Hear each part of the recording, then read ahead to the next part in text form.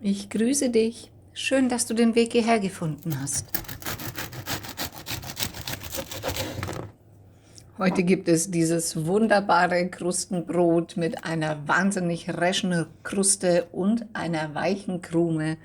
Und wie du da jetzt selber vorgehen kannst, das möchte ich dir gerne zeigen. Für das knusprige Brot brauchst du 370 Milliliter lauwarmes Wasser und gibst dort 10 Gramm frische Hefe oder 3,3 Gramm Trockenhefe hinein. Nun löst du einfach die Hefe im Wasser auf und gibst im Anschluss daran die Hälfte von 250 Gramm Weizenvollkornmehl und von 250 Gramm Weizenmehl Typ 405 in deine Schüssel hinein. Und verrührst nun die Zutaten miteinander glatt, bis das Mehl das Wasser gebunden hat.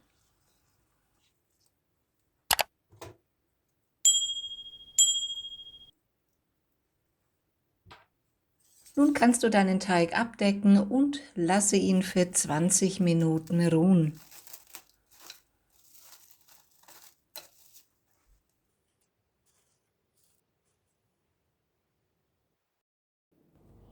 Und nach den 20 Minuten kannst du sehen, dass die Hefe inzwischen gut arbeitet, denn die Blasen zeigen, wie aktiv die Hefe ist. Und nun kommt die zweite Hälfte der Mehle in eine Schüssel sowie 10 Gramm Salz. Meines ist ohne Rieselhilfe, deswegen klebt das immer ein wenig.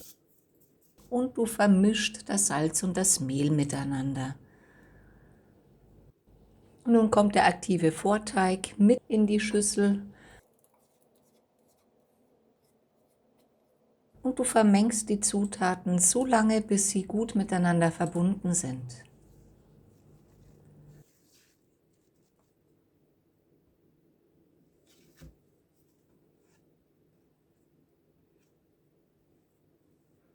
Und faltest den Teig mit Hilfe einer Teigkarte, bis er griffiger wird.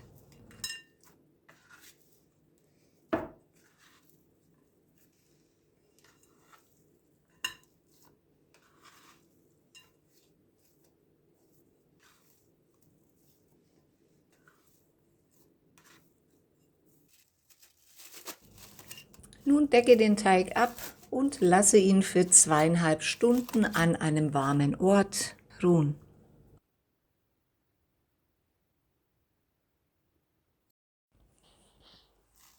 Nun siehst du, wie sagenhaft der Teig aufgegangen ist und ist natürlich bereit für die weitere Verarbeitung. Dafür bemehle deine Arbeitsfläche und lege den Teigling darauf.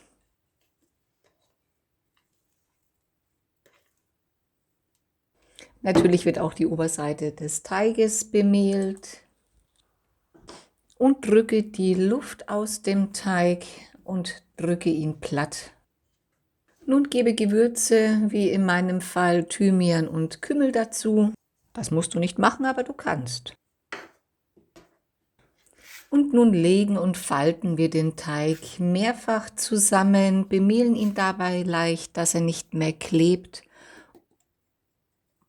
und drehen uns im Anschluss eine Teigkugel, den sogenannten Teigling. Bring noch die Kugel auf Spannung und gebe den Leib auf das bemehlte Backblech.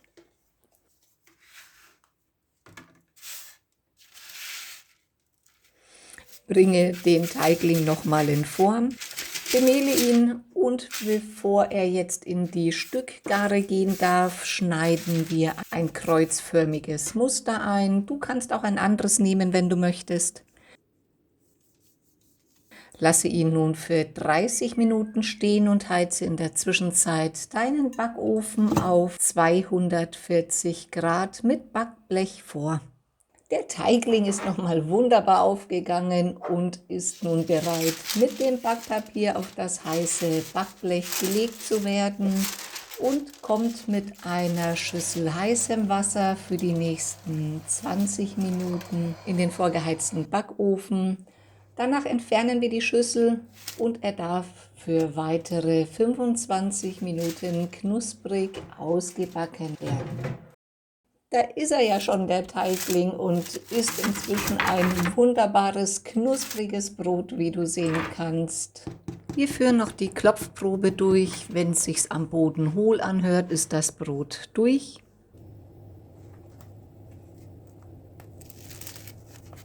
Wunderbar knusprig, herrlich. Schaut euch diese Krume an. Ich wünsche euch jetzt einen wunderbaren, guten Appetit. Lasst es euch gut gehen und bis demnächst. Pfiat euch!